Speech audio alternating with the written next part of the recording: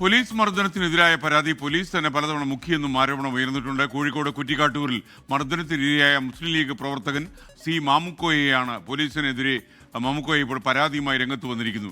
2023 police മർദ്ദനത്തിന്റെ ദൃശ്യങ്ങൾ 24-ന് കിട്ടി.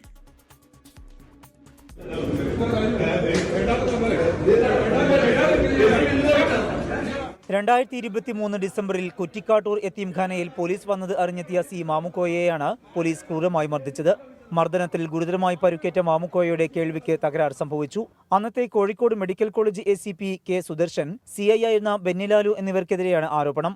പരാതി പോലീസ് തന്നെ മുക്കിയെന്ന് മാമുക്കോയ പറയുന്നു. എൻ്റെ പേരിൽ പരാതി ഇല്ലാറുമ്പോൾ തന്നെ ഒരു വിട്ടിക്കണം. ഞാൻ പിന്നെ അതാണ് നേരിട്ട് മുഖ്യമന്ത്രിക്ക് പരാതി കൊടുത്ത് മെഡിക്കൽ കോളേജ് കൊടുത്തിട്ട് അന്നത്തെ PR സുധീഷ് സ്വീകരിച്ചില്ല.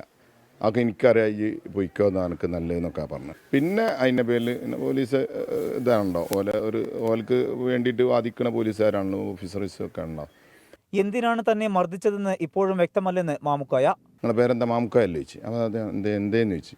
അവൻ എന്നെ പിന്നെ മാമുക്കയല്ലേ ചോദിച്ചു. വീണ്ടും അതെ മാമുക്കയാണ്, എന്താ പ്രശ്നം ചോദിച്ചു. നിങ്ങളെ വരണം സ്റ്റേഷനിൽ കയറാൻ. ഞാൻ പറഞ്ഞു ഞാൻ സ്റ്റേഷനിൽ എൻ്റെ പെറ്റീഷനോ കാര്യം എന്തെങ്കിലും ഉണ്ടോ എന്ന് ചോദിച്ചു. അപ്പോൾ ആ ഒന്ന് തന്നാലേ വരുള്ളൂ. ഞാൻ പറഞ്ഞു ഞാനൊരു പൊതുപ്രവർത്തകനാണെന്ന് പറഞ്ഞ് കയ്യലും ഫസ്റ്റിലടിച്ച സുദർശൻ പിന്നെ ബെന്നി അടിച്ചു. വിഷയത്തിൽ മുഖ്യമന്ത്രിക്ക് പരാതി നൽകിയിട്ടുണ്ട്. ദൃശ്യങ്ങൾ പ്രതിപക്ഷ നേതാവിനും അയച്ചുകൊടുത്തു. നടപടിയുണ്ടായില്ലെങ്കിൽ മനുഷ്യാവകാശ കമ്മീഷനെ സമീപിക്കാനാണ് Muslim League Kuttikkattoor ward general secretary കൂടിയായ മാമുക്കോയയുടെ തീരുമാനം. സമീർ സി മുഹമ്മദ്, 24 കോഴിക്കോട്.